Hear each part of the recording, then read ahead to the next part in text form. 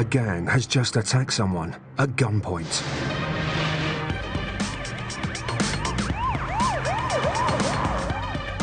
Every available squad car has been scrambled. The victim has been left in a pool of blood. Okay, there's been a report of people fighting down at one of the estates in the city. Just going to go down and search for the perpetrators of this. Control immediately deploys armed officers from the Met's elite Trojan unit, as well as rapid response squads. PC's Lucas and Jones are one of the first uniform patrols to answer the call. All they know right now is that someone's got hold of a gun, and they're loose on the streets of London. CB, mate, you just give us a description again of these suspects. Yeah, one believed to be wearing a pink T-shirt and the other one in a blue T-shirt. The stakes could not be higher. Towards down the street. Where they gone? Well, that's where they came down, that's what they said. Just minutes from their location, control radios a crucial update. A Trojan unit has locked down a group of youths in a tunnel. These elite firearms cops, armed with semi-automatic machine guns, think they may have found the gang.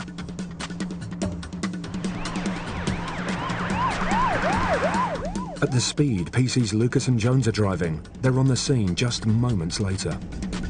But they and the other uniform squad are ordered to hang back. Right now, it's too dangerous, even for them.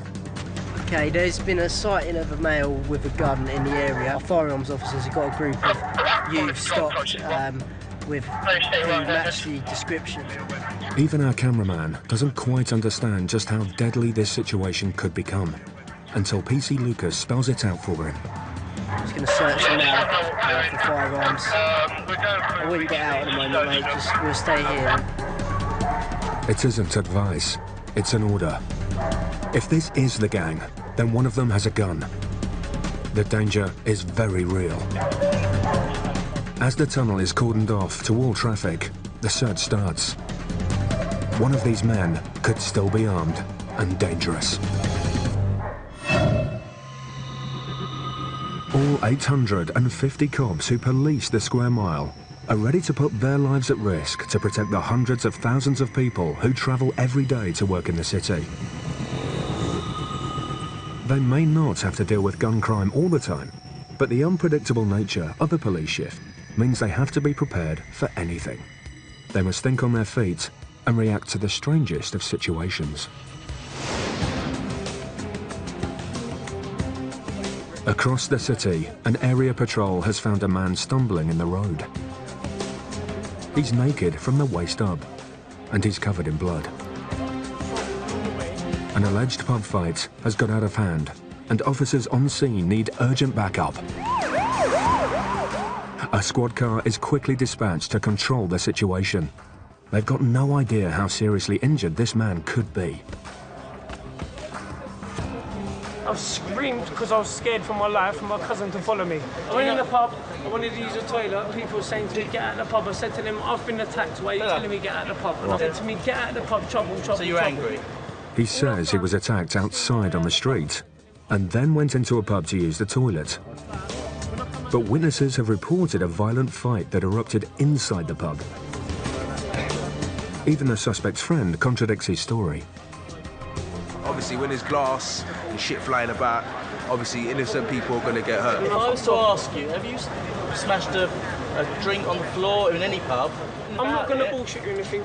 All I've done is steam my way out the pub. If I did knock any glasses over accidentally, I promise you it's out of fear. I'm not worried about it's not out of aggression. Calm down. I'm me off. Right, are you injured in any way apart from the blood you got all on your hands? This man is covered in blood, but he doesn't appear to be injured. A sinister thought is starting to dawn on the cops. It might not be his blood. We're just actually trying to establish where the blood has come from that's on that person. So we're searching the area, trying to find if anybody has seen anything or seen the person who was bleeding, because that is our concern, because there's a fair bit of blood on him. The cops radio in to all cars in the area to look for a badly beaten up man. So I look like I want to cause any trouble. No. I'm trying to slow down and behave myself. It's You know tough, what I mean, yeah, tough times, mate, tough changing times. over it, like it's hard work, you know what I mean? You've got to swallow it. I know. You know what I mean? The man keeps on protesting his innocence, while his friend stays very quiet. The police are suspicious and run a radio check on his ID. A warrant is already out for his arrest. I've done a check on you, a warrant outstanding on you. We're going to Bishopsgate, custody this young officer here, and we're sorting out from there, okay? Without a victim, if there is one at all, there's little more the cops can do, apart from ask a medic to make sure that this man is okay. The person may well have left and taken themselves to hospital. We might not find them at all. We might have gone home, it might just be a small cut, but it's just bled a lot. What was a strange call-out in the first place ends even more strangely. While the main suspect is free to go, his friend is nicked. Come and ride in my car. No problem. It turns out this man was in breach of a court order for a previous crime. He will now have to justify his actions in court. They arrange a court date, because it'll be on the warrant, it will say whether it's in 5 days, 7 days. He'll be bailed straight out of the police station to attend that court, and that's the end of that matter. There's been a major security alert in the City of London. An elite firearms squad has locked down a 7-strong gang in a tunnel. At least one of them is believed to be carrying a gun. The tunnel's been cordoned off and dozens of cops have flooded the area. Armed officers with semi-automatic machine guns provide cover while uniformed officers start a search. Everyone is trying to remain calm, but intelligence suggests there's a gun involved. Even the police dogs are picking up on the tension. Suddenly, one of the youths makes a move. He's reaching for his jacket.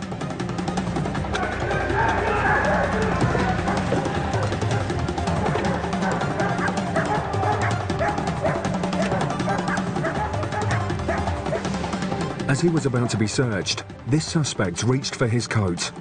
One eagle-eyed officer saw why. Inside it was a gun. Everyone is now under arrest.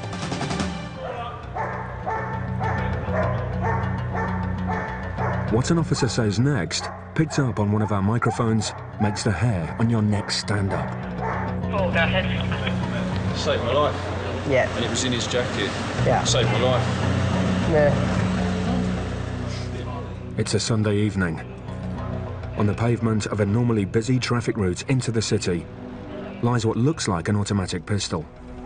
Even the police are shocked. So anything small that needs to be searched? Yeah. Yeah, no worries. These cops are still on high alert. After what's happened, they know they have to be ready for anything. Crime scene officers are called in even before the suspects are taken away. This is a major crime scene, and everything has to be recorded. What I'll do is hold it and keep the top slide back. So if you take a photo like that, just like that. The suspects are all cuffed and bundled into vans. A street search has turned up nothing else, but the investigation has only just started. Take a seatbelt on it, search the vehicle. As for the main suspect, he's potentially now in serious trouble. Just owning a handgun, let alone walking the streets with it, carries a mandatory prison sentence. Oh, mate, listen to me. Okay, have a look in there. There is nothing in there. It's a clean cage. If I see anything in there that's come after I've got you out, it's come from you. Do you understand? Yeah. Happy that's clean. Watch your head.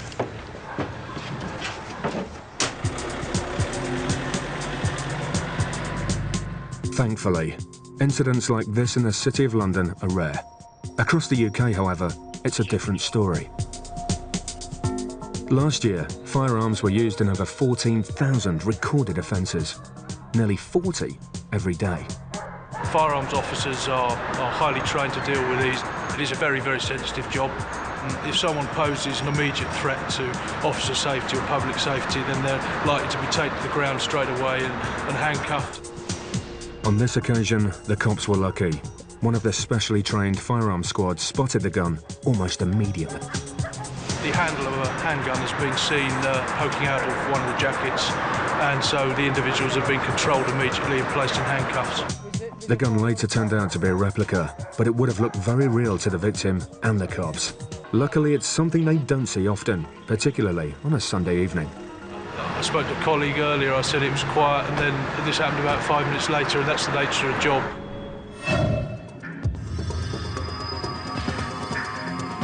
Every morning, the City of London swells with hundreds of thousands of businessmen and women on their way to work. The square mile of landmark buildings and skyscrapers is the financial heart of not just Britain, but Europe. Nearly 500 international banks are based here, dealing in billions of pounds every day. But for the cops, this area is also a magnet for criminal activity, from high-end corporate fraud to drugs, robbery and street crime. Today, it's shoplifting. Someone's dialed 999, and the cops are on their way. A man has stolen something from a computer store. A gentleman that's involved in theft from Maplin Electronics, it's just up here. You find most shoplifting is related to other crimes, drugs, drink, because they've got to feed a habit. Yeah, described as a male I see one in about his 30s, very drunk, wearing a light brown jacket. Let's have a look. The man has now left the shop and done a runner. PC's Thomas and Shahid are hot on the suspect's heels. He's now been spotted heading into another shop. We're going boots. Oh, there it is, isn't it? You all right, mate? How's it going? What you got in your pocket? Were you in Maplin today? There's a report from Maplin. A male fitting your description is involved in a theft, all right? Maplin. Is there anything in your pocket you shouldn't have? Rubbish? Let's take you out of the store and we'll speak to you outside. Just get him over there, Trevor. The suspect is clearly drunk and not making much sense. Just put your legs apart a little bit. Stinky socks, yeah. What can you do, chap? It doesn't take long for the cops to find something suspicious. It's a mouse. What's this? Doesn't matter what's in my pocket. A computer mouse. A mouse? Yeah. Despite the evidence, the man is still confident. Check I have receipt. Where's the receipt? Somewhere. Sorry? Somewhere. Somewhere. Right, fella, listen to me. Because we found this. Yeah. And Maplin have reported that you've We're stolen now it. going. I'm arresting you, okay? On suspicion of theft. You do not have If convicted of shoplifting, you could be sent to prison. But when you've had more than a few drinks like this man, the prospect of doing time apparently doesn't seem that scary. police station. Doesn't matter, I know worries about this. I'm going to police station. I'm happy. Mom. When you're a cop in the city, every crime, no matter what it is, has to be met with an immediate response. He's quite drunk, so he wasn't probably in the right state of mind to exactly choose the item he wanted, so probably the one that was closest to him and the easiest thing to get away with. And at the end of the day, I mean, even if he got £10 for it, that would have been enough for his next drink. Last year, city cops solved nearly 1,000 cases of shoplifting in the square mile alone. In an area dominated by shops and businesses, it's a major problem, one the cops couldn't take more seriously.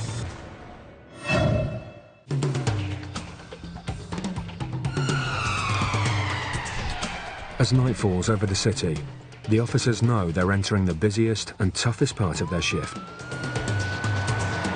Trouble has flared outside a nightclub, and controllers scrambled all available response cars to attend immediately. Units, please. More units down in St. Church Street to fight progress. Reports are coming in that one of the men involved is armed with a brick. St. Church Street, fight crate just beside you. Hey, on scene.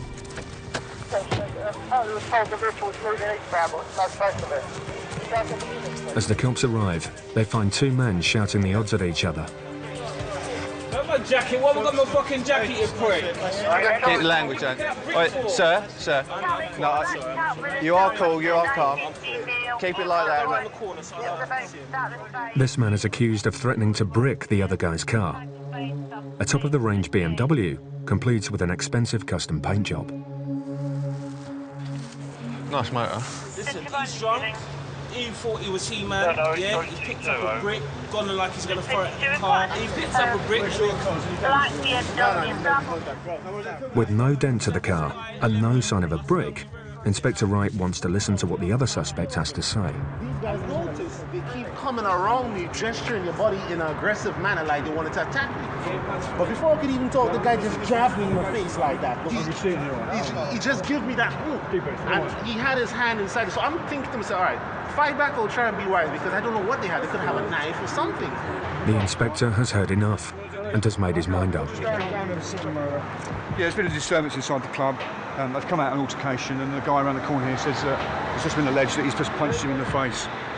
So we're going to get him arrested for an assault. Brother, an allegation that you punched him. You're going to be arrested for assault, occasion actually bodily harm. You have to arrest him.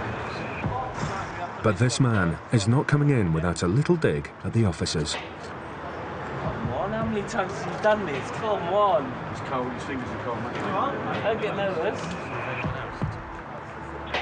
You don't have to cause physical damage to get convicted of assault.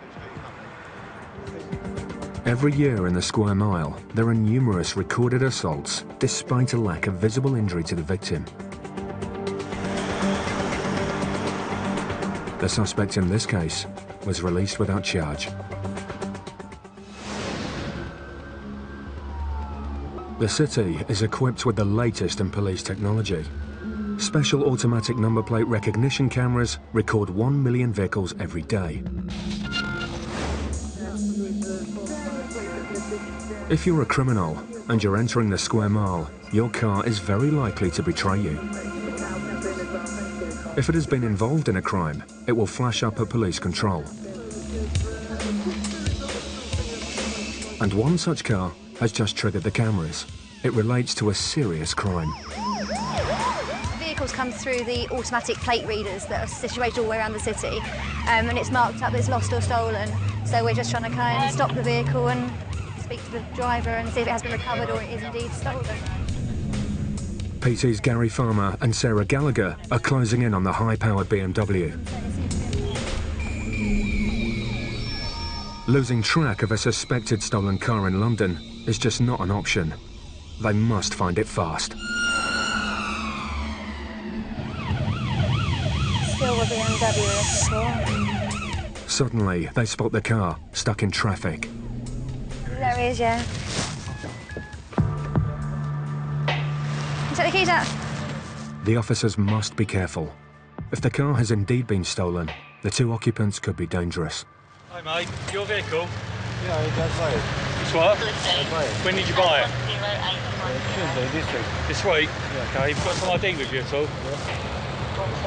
Who'd you buy the vehicle off of? I do a stop. The driver's explanation for how he came to have this car seems complicated. Who did you buy it off of? From Luton. I didn't buy it. I have another one the same. Not yet. They do a swap. You did a swap? Yeah. Well, swap, I didn't buy it. Okay. I have another one the same. Yeah. And we swap it and he give me difference for £100. They was Romania. Romanian. They tell me they buy cars from here. I'm from Romania as well. Yeah. They buy cars from here and they sell it there. Right. Okay. We'll make some further inquiries, okay? Find out what's going on. The driver's story seems plausible, and he claims it can prove he owns the car. I still have their phone number. Just bear with us a second. Yeah, no problem. So then why has it been reported stolen? It could be anything, to be honest. But it looks like he's swapped his car for a stolen vehicle, so we're just checking all that out. And then once we know that, we can then decide what we need to do, which we see as the vehicle.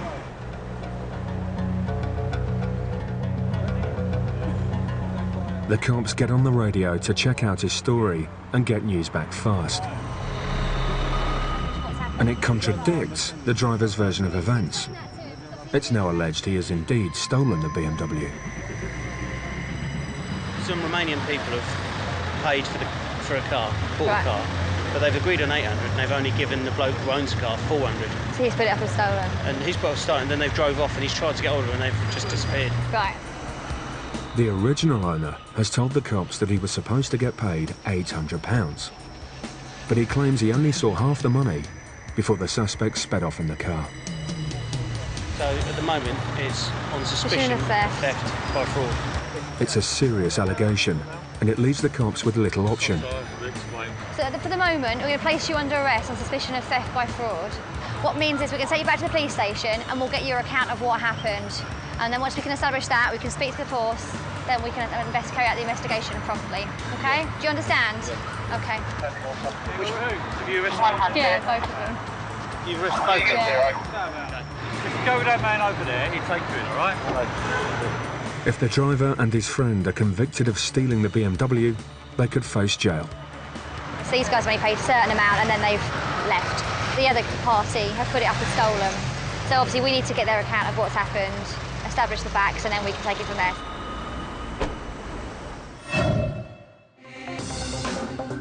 Elsewhere in the city, someone's dialed 999. There's a fight in progress and weapons may be being used. There's one with an empty champagne bottle and there's one just a coffee smell. They're running Plymouth Street. No, they're coming our way, they're coming our way. Other squads are also being sent to the area.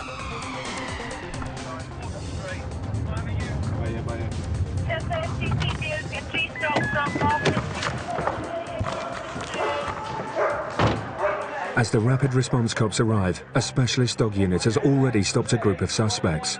And faced with 80 pounds of German Shepherd, they're not going anywhere. It soon becomes clear just how serious the situation is. There's an abandoned iron bar in the road, and one of the lads is clutching an empty bottle. Where's the bottle? Everyone chill. Everyone chill. Step. Everyone chill. Face to face with man's not-so-best friend, these youths are quick to tell cops their side of the story. What's happened tonight? Basically, we come at the club, everyone's ready to go. I don't know, a little occurrence has happened. And everyone's got a bit heated, trying to block it up, and other guys have started to attack. Minutes later, and only a few blocks away, another police unit has detained a second group. There appears to be two groups of males, this group here and the group that's been detained down the road that's had an altercation and a fight, so they're just taking details and working out what's going on. But these youths seem slightly less willing to cooperate. The men are quickly searched. The other cops have already found what they think might be two weapons on the other gang. And now it looks like they've also discovered some drugs. When we stopped and searched them for the weapons that were mentioned in the assault, one of the chaps has been found to have cannabis on him, so my colleague's dealing with him now. If he hasn't been dealt with for any drugs issues before, he'd be eligible for a cannabis warning. I don't know what happened between them and that. Okay. It was more like 8 on 1, basically. Okay. So we've come outside and I'm saying exactly what I said to them, turn them in, so hit me. With one group talking, the other staying tight-lipped, and no obvious injuries or victims, the cops have no choice but to let all of them walk. The youth found with drugs on him was given a warning. You're staying here 5 minutes, they're going. The priority now is to prevent any more trouble, so they hold one gang back until the other group have left the area. Two groups have collided, there's no injuries on either way, and they've all been warned about their behaviour. We're going to keep this group for a little while while the other ones disperse, make sure they go so they don't meet again, there's no more disturbance. But there's no injuries and it's no real disorder. Spoke to the witness, he said it was all handbags at door, it's a technical term. All right. As a new day dawns in London, the war on crime continues. The cops are locked in a constant battle to try and keep one step ahead of the criminals. In the square mile, the officers are out in force, but you wouldn't know it. They are known simply as the Crime Squad. They're a team of highly trained undercover cops, some of whom we can't identify. All we're doing is blending in with the public. When the thieves come to our area, they haven't got a clue whether they're officers or they're just members of the public going about their business. And before they know it, they've been arrested in the act. The crime squad is the pride of the City of London Police. Their unique surveillance and covert work mean they can get up close to criminals and catch them literally red-handed. Yesterday, some covert cops doing general monitoring in the area spotted a drug deal taking place in broad daylight in this quiet square. Police intelligence suggests it might be a regular occurrence. So today, the crime squad are back working undercover. But this time, there are more of them. And they're hoping to catch themselves a dealer. Yesterday, undercover officers think they saw the drug deal taking place between a woman and a man who rode away on a moped. It was believed that a drug deal had just taken place. Believed it was a, as we call it, a dialer deal. It just turned up, quick exchange, then a male left. In hectic London, even drug dealing has been sped up. A dialer deal provides a sort of drug takeaway service for busy men and women. So pretty much waiting for the same time when it happened yesterday, for it to hopefully happen again today. The trap is set. The spot where the deal took place yesterday is covered. A number of undercover officers are working on this job today. The square is full of people. You wouldn't know it, but some of them are cops. Building work is going on in the square, so some of the cops are disguised as workmen. Crime Squad Governor Dom Parkin is disguised as a cycle courier and rigged with a covert camera. And backup is in a van parked around the corner. Recording. They've also mounted a hidden camera on a lamppost aimed at where they think the action will take place. Another Crime Squad cop monitors the footage in real time and radios developments to the rest of the team. Hello, put me on speakerphone. It was lunchtime yesterday when the suspect showed up. All the officers can do now is wait.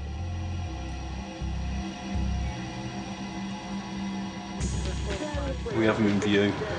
With almost perfect timing, what seems to be the same moped rider has come back to the same spot, unaware that this time there's more than one person expecting him.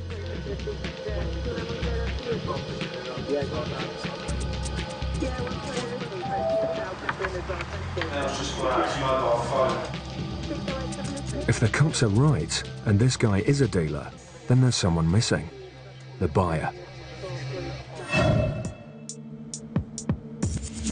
On the other side of the square mile, PC's Wendy Hall and Sam Chowdhury are racing to the scene of a fight. A girl is injured. They don't know how seriously. Yeah, show us PC Hall hits the blues and twos as her colleague puts his foot down.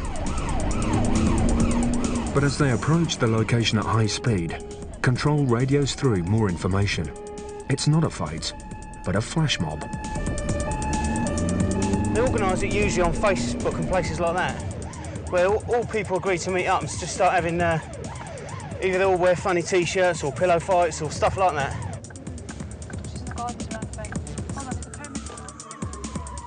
It may only be a pillow fight, but there's still someone injured. And with literally hundreds of people and millions of feathers, trying to find a casualty is not going to be straightforward. There's no one here, is there? They hastily search the area, but the sea of people and feathers is making their task almost impossible. No one's made themselves known to us, so we don't really know what the injuries are.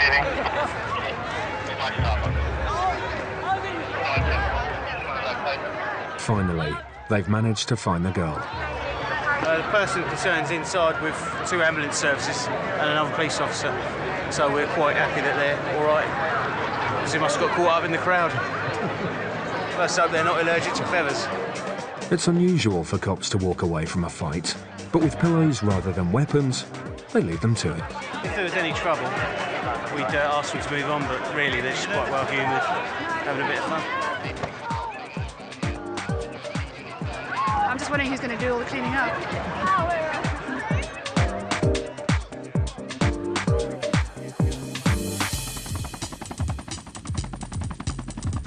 It's mid-afternoon in the city, and response cops Kirby and Wild are on standby. Another officer has just tried to flag down a cyclist for jumping a red light, but he refused to stop. He's crossed over the road and straight into oncoming traffic. This could be something more sinister. Sounds it, she's making off. He's a cyclist, is it? Yeah, I think so. Last seen westbound Fenchurch Street. CCTV operators are keeping a close eye on the cyclist and are guiding units on the ground towards him. So it's black top, black rucksack, shoulder bag, 3/4 length denims, there's an IC1 male. It's now a high-speed blue light chase in one of London's busiest streets. Several response cars are on the suspect's tail and they're closing in fast. He's running out of options.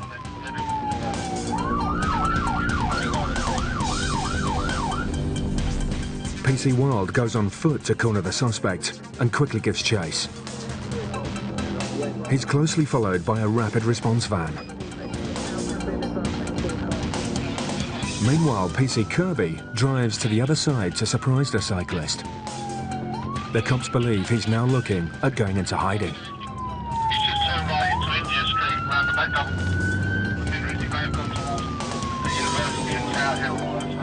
But the cops, guided by CCTV operators, think they know where the cyclist is.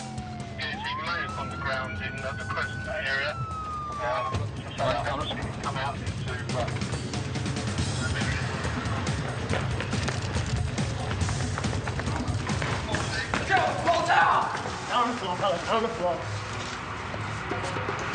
One detained. Is there a reason why we're being handcuffed? Yeah, there is, mate, because you've run from police. Stop gripping onto my hand. Wait, stop gripping onto my hand. Wait, please, can I... The man is surprised as to what all the fuss is about and believes he's done nothing wrong. Is it an offence to run away from police? Yes, first stop the police. First stop, mate. Give me a hand. What do you want to wait for? I don't want to admit to anything. Why was you hiding up here then? I wasn't hiding. If you're running away from cops, they will always suspect you've got something to hide. Based on your actions, we're going to search you under Section 1 of c.o.p.s, okay? We're searching for stolen or prohibited articles. I'll do the bag if you want.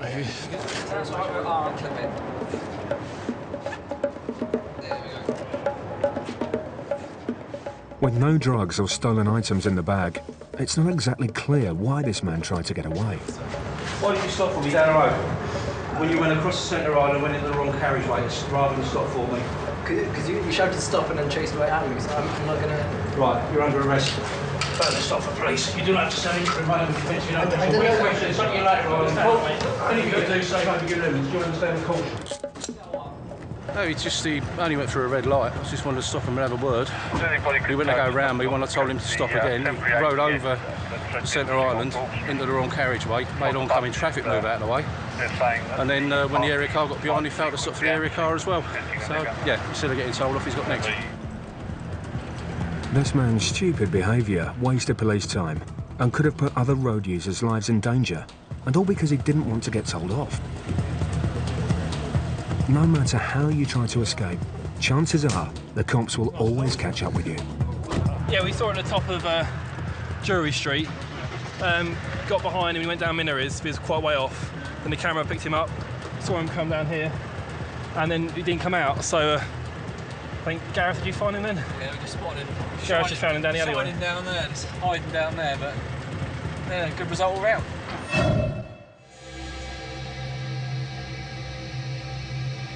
The City of London's undercover crime squad is on a stakeout. We have him in view. And this is their target, a suspected drug dealer. They believe he was here yesterday dealing drugs. Cops now think he's come back today to this exact same spot to carry out another express drug delivery, or dialer deal as they're known. Crime squad officers need to be close enough to pounce if a deal does go down. To blend in with their surroundings, some are disguised as builders. One is fitted with a secret camera, and a team in a van around the corner provides backup. A surveillance officer has fitted a covert camera to a lamppost and is monitoring the suspect in real time, radioing any movements to the cops on the ground. Now it's now making a phone call. But something is not quite right.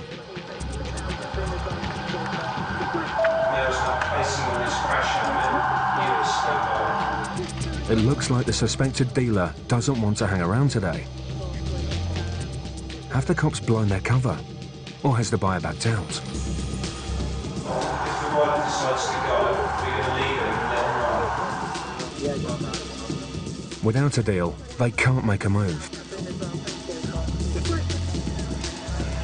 He's nearly foul.